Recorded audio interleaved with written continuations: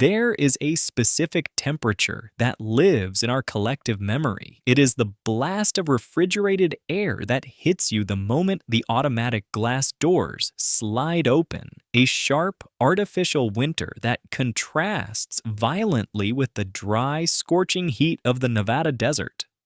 For 50 years, that temperature change was the signal that you had crossed a threshold. You had left the mundane world of mortgages, traffic jams, and 9 to 5 obligations, and you had entered the sanctuary. Close your eyes and try to remember the texture of Las Vegas in 1998. It smells like ozone and faint cigarette smoke. It sounds like the chaotic analog symphony of coins hitting metal. Ishin trace, ishin nender das Trag.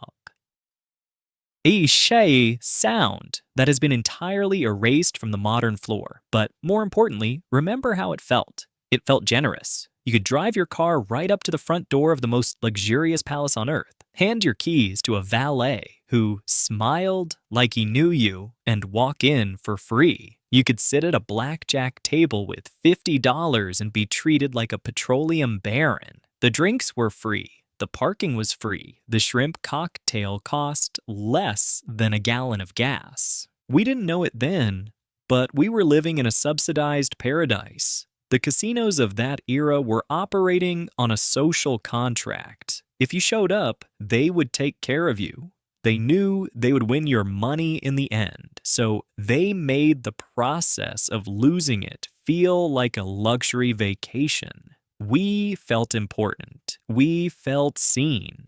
But if you go to that same desert today, the air is different. The temperature is the same, but the warmth is gone. You are stopped at a gate arm before you can even park. You are hit with the $40 resort fee for a gym you won't use. The cheap buffet is gone, replaced by a celebrity chef concept selling a $20 burger. The layout feels tighter, sharper, more efficient. You are no longer a guest. You are a data point. You are a yield management statistic. We have spent years mourning the death of old Vegas. We write think pieces about the end of the cheap steak and the death of the lounge act, but we have missed the most important part of the story. The spirit of that golden age didn't just evaporate. It didn't die. It was displaced. While the corporations on the Las Vegas Strip were busy optimizing their spreadsheets and evicting the middle class, a massive vacuum opened up in the American cultural landscape. And nature, as they say, abhors a vacuum. The soul of American gambling, that specific mix of accessibility, spectacle, and the feeling of getting away with something, migrated 1,100 miles east. It settled in a place that sounds like a punchline. It settled in a bean field on the banks of the Red River. This is the story of how a patch of red dirt in Thackerville, Oklahoma, became the largest casino on planet Earth. This is the story of the Great Displacement. Part 1. The Vacuum. To understand why a casino in rural Oklahoma can now rival the Bellagio, we first have to understand the suicide of the Las Vegas value proposition. It was a slow death, a death by 1,000 cuts, but we can trace the infection back to a shift in ownership. For the vast majority of the 20th century, casinos were run by gamblers. They were run by mobsters, then by distinct families, then by charismatic visionaries like Steve Wynn. These men understood the theater of the business. They understood that a loss leader like a $2 breakfast or free parking was the price of admission to the customer's wallet. But in the mid-2000s, the atmosphere changed. The recession hit, and the recovery brought with it a new class of owner, the private equity firm and the REIT, the Real Estate Investment Trust. Suddenly, the Strip wasn't run by guys who hung out on the casino floor. It was run by MBAs and boardrooms who viewed customer loyalty as an inefficient line item. They looked at the free parking and saw lost revenue. They looked at the comped drinks and saw leakage. They introduced the concept of paid parking to the Strip in 2016, a moment that many historians cite as the official end of the golden age. It wasn't about the $10 or $20. It was about the insult. It was the breaking of the social contract. Simultaneously, Vegas pivoted its entire business model. They stopped chasing the gambler and started chasing the clubgoer, the convention attendee, and the foodie. Gaming revenue, which used to be the lifeblood of the city, dropped to less than 40% of total revenue on the Strip. The message to the average American, the guy who just wanted to play slots for 4 hours and eat a prime rib, was clear. You are no longer our target demographic. This alienation created a massive population of homeless gamblers. These were people who had the money to play, but not the money to be insulted. They wanted the lights, the noise, and the escape, but they didn't want the TSA checkpoint, the 3-hour flight, and the hidden fees. They were looking for a new capital. Part 2, the bingo hall on the border. While Vegas was busy gentrifying itself, something quiet was happening in the wind-swept plains of southern Oklahoma. If you rewind the clock to the 1980s, Thackerville, Oklahoma was not a destination. It was barely a town. It was a collection of farms with a population you could count on 2 hands, sitting right on the border of Texas. But Thackerville had one strategic asset that was more valuable than gold, oil, or water. It had sovereignty. It sat on the land of the Chickasaw Nation. Following the passage of the Indian Gaming Regulatory Act in 1988, tribes across the country began to explore the potential of gaming. But the Chickasaw Nation played the long game. They didn't start with a palace, they started with a shed. The early iterations of gaming in this region were humble. We are talking about high-stakes bingo halls in metal buildings. The floors were concrete, the lighting was fluorescent, and the air was thick with the smoke of 1,000 unfiltered cigarettes. It wasn't glamorous, it was utilitarian, but it possessed something that the glitzy resorts in Nevada were slowly losing. It was accessible. The Chickasaw leadership understood a fundamental rule of real estate: location, location, jurisdiction. Texas, their neighbor to the south, is a state with a deep, almost puritanical resistance to legalized casino gambling. Yet, Texas is also home to the Dallas-Fort Worth Metroplex, one of the wealthiest and fastest-growing population centers in the Western world.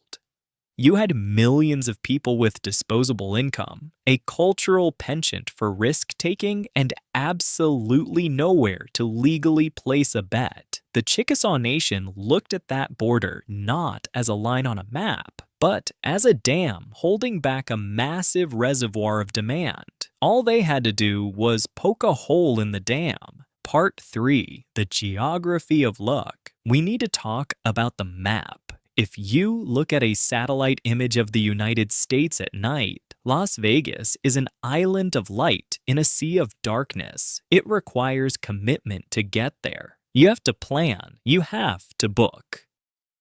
Now, look at the Red River. The drive from the northern suburbs of Dallas to Thackerville is roughly 1 hour. This proximity changed the psychology of the gambler. In Vegas, the trip is an event. It is a vacation. But for the millions of people in North Texas, a trip to the border is a habit. This is where the genius of the WinStar location reveals itself. It captured the market of spontaneity. It's 5 p.m. on a Friday. You've had a bad week at work. You don't have a flight booked. You don't have a hotel reservation. But you have a car and you have $100. In 60 minutes, you can be standing on a casino floor. This frictionless experience is what Vegas abandoned. When Vegas became a luxury destination, it introduced friction. It introduced planning. WinStar offered an escape valve that could be turned on at a moment's notice. As the Metroplex expanded northward, turning sleepy suburbs into booming cities like Frisco and Plano, the drive got shorter. The customer base literally moved closer to the casino. The Chickasaw Nation didn't just build a casino. They positioned a bucket underneath a dripping faucet that was turning into a fire hose. Part 4. Constructing the Colossus. By the early 2000s, the bingo hall model was insufficient. The demand was too high. The Chickasaw Nation made a pivot that would have seemed insane to any observer in the 1990s. They decided to stop being a local casino and start acting like a world destination. They broke ground on an expansion that was aggressive, sprawling, and unapologetically thematic. In 2003, they officially launched the WinStar brand, but it was the expansions over the next decade that created the monster we see today. They adopted the Grand Tour aesthetic. This is a crucial architectural choice. In the 1990s, Las Vegas was defined by theming. The Luxor was Egypt, the Excalibur was medieval England, the Venetian was Italy. It was kitschy, it was fake, and everyone loved it. It was fun. But in the 2010s, Vegas started de-theming. They renovated the hotels to look like sleek, generic glass towers. They killed the pirate show at Treasure Island. They paved over the magic to make room for modernism. WinStar picked up the discarded mantle of theming. They built a facade that stretched for a mile along Interstate 35. They built their own London, their own Paris, their own Rome, Madrid, and Vienna. They built a simulacrum of the world in the middle of a bean field. Is it high art? Absolutely not. It is stucco and drywall and LED lights, but it serves the same function that the 90s Vegas Strip served. It transports you. When you are inside the Beijing Gaming Plaza, you are not in Oklahoma anymore. You are in the zone. The scale is difficult to comprehend without seeing it. We are talking about a gaming floor that stretches for nearly 600,000 square feet. That is larger than the Venetian Macau. That is larger than any single gaming floor in Las Vegas. It holds nearly 8,500 electronic games. It is a labyrinth of carpet and noise designed to ensure you never, ever have to wait for a machine. They built a 6,500-seat concert venue, the Lucas Oil Live, that pulls the exact same headliners as the residency spots in Vegas. Jerry Seinfeld, Pitbull, Dolly Parton. They aren't playing the MGM Grand. They are playing Thackerville. Part 5. The value proposition. However, architecture and geography are only half the story. The reason WinStar is the new Vegas is economic. It comes down to the math of the weekend trip. Let's look at the ledger for a standard middle-class couple looking for a weekend of action. If they choose Las Vegas, they are starting the trip roughly $800 to $1,000 in the hole before they spin a single reel. Airfare for 2, Uber to the hotel, the resort fee, the early check-in fee, the price of a cocktail at the lobby bar. By the time they actually get to the gambling, they are stressed. They are conscious of their budget. The house edge has already eaten their vacation fund. Now, look at the WinStar ledger. The gas money to drive up I-35 is maybe $20. Parking? Free. Valet? Often free or nominal. The hotel rooms, while not cheap on weekends, do not carry the same predator-level fees as the Strip. The difference is liquidity. If you save $1,000 on travel, that is $1,000 you can put through the machines. And this is the secret sauce. The player at WinStar feels richer than the player in Vegas, even if they have the same bank account. WinStar captured the high roller feeling for the low roller budget. They built a massive rewards ecosystem, the Club Passport, that aggressively comps rooms and meals, while Vegas was tightening its slots and reducing its comps to pay off private equity debt. WinStar was flooding the zone with free play and free buffets. They realized that the deal is part of the dopamine hit. Getting a free room on a Tuesday makes you feel like you beat the system. Vegas used to sell that feeling. Now they sell exclusivity. WinStar sells inclusivity. Part 6. The New Capital. Today, the transformation is complete. WinStar World Casino and Resort is no longer a curiosity. It is a titan. It generates roughly the same amount of gaming revenue as the massive properties on the Strip, but it does so without the need for international whales or baccarat junkets from Macau. It does so on the backs of teachers, truck drivers, retirees, and small business owners from Texas and Oklahoma. The site has become a self-contained city. It has its own fire department. It has multiple hotel towers with thousands of rooms. It has a golf course designed by D.A. Weibring. It has become the center of gravity for the American gambler in the central United States. The irony is palpable. Las Vegas is currently scrambling to win back the regional customer. We are seeing properties slowly roll back paid parking. We are seeing ad campaigns targeting the drive-in market. But the habit is broken. The psychological tether has been snapped. Why would a family in Dallas endure the friction of the airport to fly to a city that treats them like a nuisance when they can drive an hour to a palace that treats them like royalty? Vegas has successfully pivoted to being a playground for the 1%. It is a global brand for luxury, nightlife, and sports. But in doing so, it abdicated the throne of America's playground. It left the title up for grabs, and the Chickasaw Nation took it. Part 7. The sociological impact. So, why does this matter? Why should we care if the slot machines are in the desert or the plains? Because the rise of WinStar is a mirror of the American economy. It tells us about the displacement of the working class.